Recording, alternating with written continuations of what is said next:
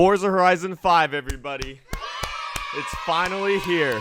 Finally, when we need it the most. So Forza Horizon 5 has finally been unveiled at the virtual E3 as of this morning, and it is going to come out November 9th, and if you want to get the premium version that allows you to play it a little bit earlier, you can then play it November 5th. And it's finally here, and it's finally confirmed, and that's just so refreshing because we've gone through probably the longest duration ever without a Forza game. They started getting into the pattern of having one basically every year, where one year we'd have a motorsport and the other year we'd have a Horizon, but because of everything that's happened, now they've actually had some time to really take a long duration at forging together a completely new Horizon game, and it's in Mexico. It is in fact in Mexico, like we were all predicting, so I'm proud I didn't get that part wrong. But not only is it just casually in Mexico, it is in Mexico with the largest, most detailed, highest elevation map that we've ever seen from a Forza Horizon game. They literally have a volcano. They have a volcano with plenty of canyons that sprout out around, tropical jungles,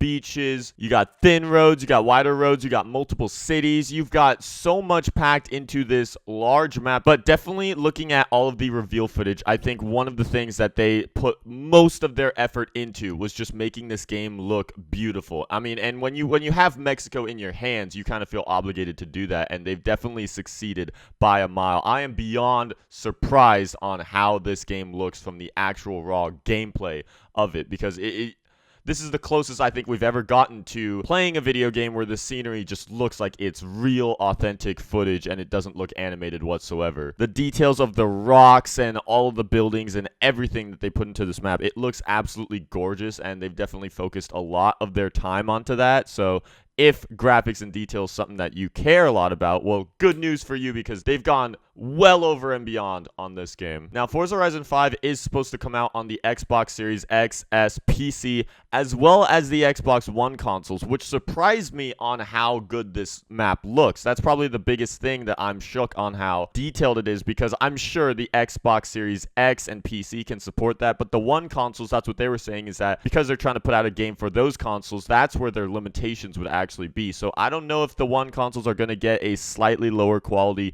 version of this game. I know that on the higher end consoles you can play it in up to 4K and high definition degrees like that. Seasons have come back to the game, which I'm actually very surprised about, especially considering the reaction overall on the last game, Seasons, and especially considering that we're in Mexico and I didn't really know Mexico had seasons, but apparently it does, and they're saying that no two seasons will ever be the same, which that to me is cool. So not only are you going to have different seasons over time, they're just always going to be interchanging from the future and beyond. You'll never have two identical snowflakes falling down on the map. They're going to have a new complete campaign for this game, which they say is deep and rewarding, and you get to meet brand new characters along the way, as well as kind of control your outcome of your own Horizon story missions. So this game's going to kind of become like a choose your own adventure style campaign, which I have no idea how that's going to play out on this game. So I am looking forward to trying that out, and hopefully we do have a very intriguing campaign that's going to keep users just really glued to what they're doing. As for the online stuff, you have the Horizon Tour, which has been phrased by them like kind of like a car meet, in that you meet up at locations and you travel around and explore the map. Just like at car meets, you meet up at one location and then you kind of move to location, but you can also just dip out of the Horizon Tour whenever you feel like it. I'm looking forward to that, as well as what I'm even more looking forward to is the Event Labs gameplay toolset, a toolset that allows you to create races, stunts, and most importantly, your own game modes, which maybe means that you can finally use Horizon itself to sort of blueprint a hide-and-seek game mode, or maybe even we can have something in game that lets us actually create a proper city camouflage game mode. I think that's asking way too much, but if that's the case, I'd be so thankful to finally not have to worry about seeing the little Gamertag pop-ups on people when I'm trying to seek them out in camouflage, and just be able to have a very clean, perfectly ruled game mode where the game kind of takes over all the rules for you and we don't have to worry about doing it all ourselves with our imaginations. You also have the Horizon Arcade, which by this footage of these cars going through this stadium right now. This definitely looks like some fun. It reminds me of the madness that was the Hot Wheels expansion back in Horizon 3. I do like to see a lot of the more wild, yes, unrealistic stuff, but hey, it just allows us to have other fun, different activities and keep us entertained throughout the game. There was one slight little thing that was found in the gameplay footage that I think is honestly game-changing that no one else has seemed to cover right now, and that is if you're driving a convertible, you can switch it from convertible to non-convertible to hardtop to whatever on your own by this footage of just seeing in the corner this little 720 doing his thing over there, and I just thought, I am 99% sure that hopefully you can control it on your own with that footage being out there. So that's sick, and now I almost want way more convertibles to be added to the game. And of course, I saved the best for last because this is what I personally look forward to the most, and I know that a lot of my audience does too.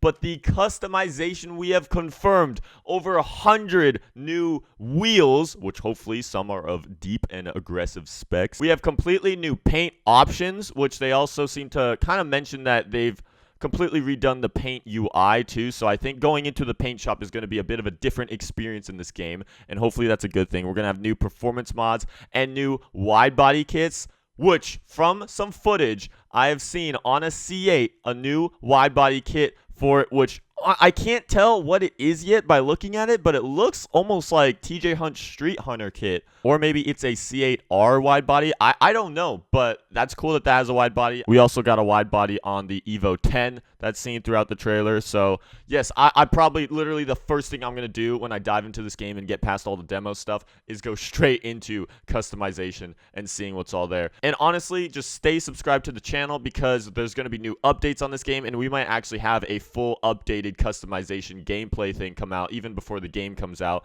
shortly here. So new stuff is constantly getting announced and revealed for this game, and I'm going to try my best to cover it on the gaming channel, because now this is what I have a gaming channel for, is that I could just put out unlimited new Forza Horizon stuff without feeling bad on just bombarding and interrupting vlogs or anything like that, because I have my own separate channel now all for this. So this is definitely like we're going to be playing the crap out of Horizon 5 on this channel with all the same guys that I've been playing in the past. We're all very stoked on this, so subscribe to this channel if you haven't, because I know I definitely kicked myself a little bit by starting an entire new channel and losing a lot of the audience for it, but that's just how I want to organize things, and it would mean a lot to me if you guys subscribed if you already watched the Forza content on the old channel anyway. So this is Forza Horizon 5. I mean, overall, my thoughts is there seems to be a very positive reaction on this game, and I definitely think that, yeah, the one thing that they focus the most on is just putting in a very detailed and high graphics map, which is